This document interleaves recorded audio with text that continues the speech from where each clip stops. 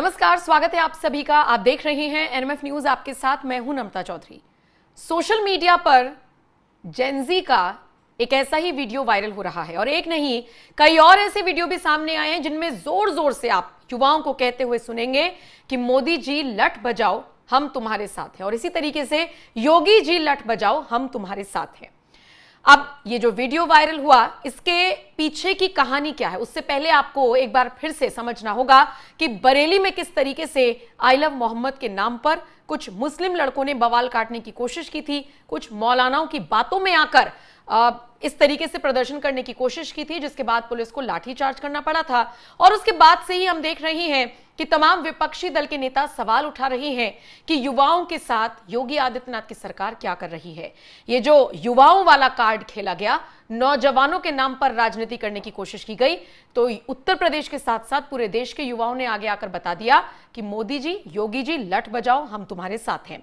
ये जो वीडियो आप देख रहे हैं ये बरेली का है। दरअसल आई लव मोहम्मद के नाम पर जो प्रोटेस्ट शुरू हुआ था, आपने देखा होगा कानपुर में सबसे पहले इस तरीके का एक प्रदर्शन देखा गया था और उसके बाद हमने देखा कि देश के कोने कोने से इस तरह के प्रदर्शन भरे वीडियो सामने आने लगे।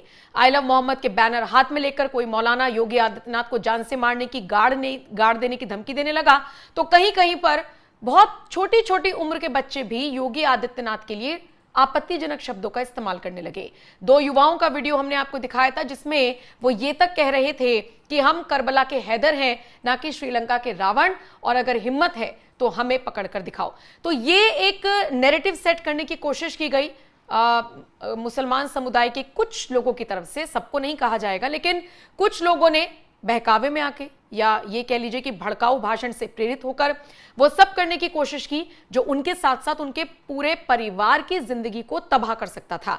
और ऐसा हुआ भी।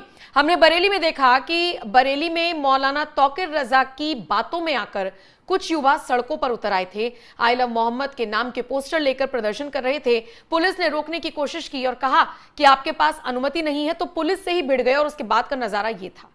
मजबूरन पुलिस को पहले तो समझाना पड़ा और जब वो नहीं माने और पुलिस के ऊपर ही हमला करने की कोशिश करने लगे तो फिर पुलिस को इसी तरीके से लाठीचार्ज करना पड़ा, जिसकी तस्वीरें आप इस वक्त देख रही हैं।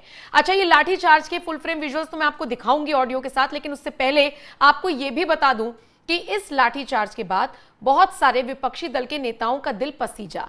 अखिलेश यादव ने घोर निंदनीय इसको बता दिया, तो वहीं इकरा हसन, समाजवादी पार्टी के और बाकी नेता आगे आकर योगी आदित्यनाथ की सरकार को घेरने लगे थे और नौजवानों के नाम पर राजनीति शुरू हो गई थी। लेकिन आपको जानकर ताज्जुब होगा कि बरेली पुलिस की जो एफआईआर की कॉपी सामने आई है, जो पुलिस ने अपनी जानकारी में लिखा है और जो सार्वजनिक किया है, उसमें यह बताया गया है कि मौलाना तौकीर रजा के भड़काऊ भाषण के बाद ये भीड़ यहां पर इकट्ठा हुई थी। यहां पर सर तन से जुदा के नारे लगाए जा रहे थे।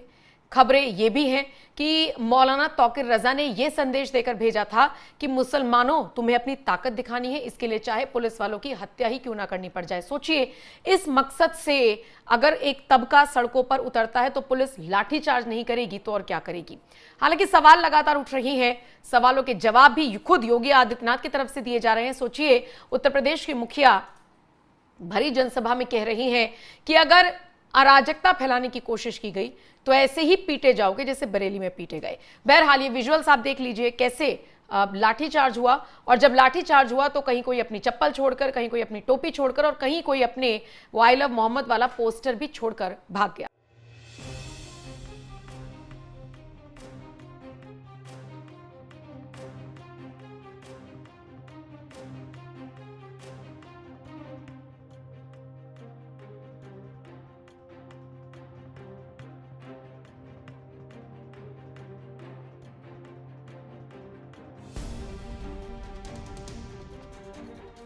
तो देखा आपने किस तरीके से बरेली में प्रदर्शन करने वाले उत्पातियों पर इस तरीके से लाठीचार्ज हुआ था, और उसके बाद जब राजनीति करने की बारी आई तो नौजवानों का जिक्र कर करके राजनीति होने लगी। लेकिन उत्तर प्रदेश के साथ साथ पूरे देश के युवाओं ने बाकायदा एक रैली निकाली और उसमें जोर जोर से खुश हो होकर नारे लगाए गए कि मोदी जी, योगी जी आप लठ बजाओ हम तुम्हारे साथ हैं। यानी जेनजी तो बीजेपी के साथ निकला।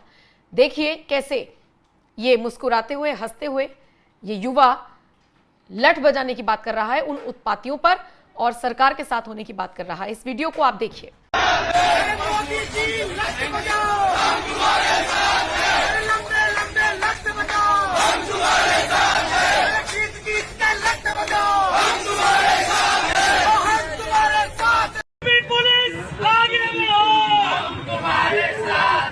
यूपी पुलिस तुम लट बजाओ, हम तुम्हारे साथ हैं।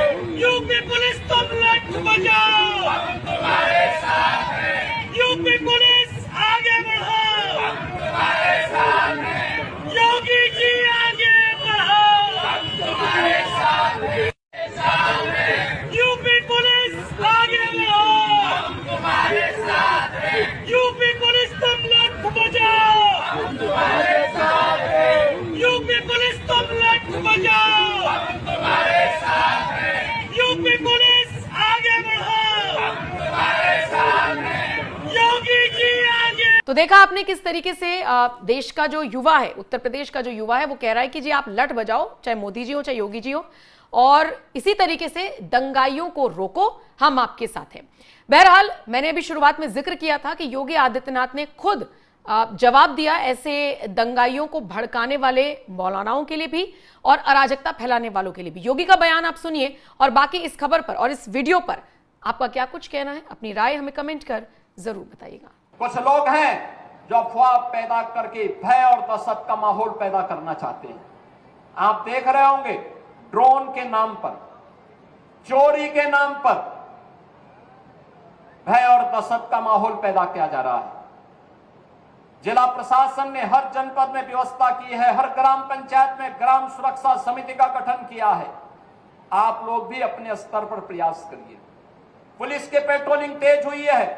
जो भी ये भय और दहशत का माहौल पैदा करेगा, ड्रोन के नाम पर अनावश्यक लोगों के मन में भय और दहशत पैदा करेगा, ऐसे लोगों के खिलाफ गैंगस्टर के तहत कार्रवाई करने के आदेश पहले ही दिए जा चुके हैं। जो भी चोरी के नाम पर भय और दहशत पैदा करेगा, उन लोगों की संपत्ति को जब्त करने के लिए हम लोगों ने पहले से आदेश कर रखे हैं कि ऐसे लोगों के खिलाफ सख्ती से निपटा जाए। लेकिन आपकी भी जिम्मेदारी बनती है, एक सभ्य समाज के नागरिक होने के नाते विकास में, लोक कल्याणकारी योजना में अगर आपकी सहभागिता है तो व्यापक जन जागरूकता में भी आपकी सहभागिता होनी चाहिए। और व्यापक जन जागरूकता का यह अभियान, जिस अभियान के लिए आपका आह्वान करने के लिए मैं आपके बीच आया हूं, अगर कोई आपके गांव में, आपके कस्बे में, आपके मोहल्ले में, आपके अगल बगल के क्षेत्र में भय और दहशत का माहौल पैदा कर रहा है, पहले उसको रोको, उसको समझाओ। अगर नहीं मानता है तो प्रशासन को बताओ, प्रशासन अपने आप ही उसको ठोकने का कार्य कर देगा। आपको उसमें चिंता करने की बात नहीं है। आप चुपचाप बताइए, बाकी का इलाज हम स्वयं कर लेंगे। हमें लव जिहाद और धर्मांतरण जैसी राष्ट्र विरोधी गतिविधियों के प्रति सतर्क रहना होगा। गौ तस्करी और गौ कसी करने वाले तत्वों के खिलाफ सतर्क रहना होगा। अगर कोई कहीं भूल से भी इस प्रकार की गतिविधियों में लिप्त है, उसकी सूचना ससमय आप पुलिस को और प्रशासन को उपलब्ध करवाइए। बाकी का इंतजाम हम स्वयं कर लेंगे। उनका क्या उपचार होना है, उपचार की व्यवस्था हम स्वयं कर लेंगे।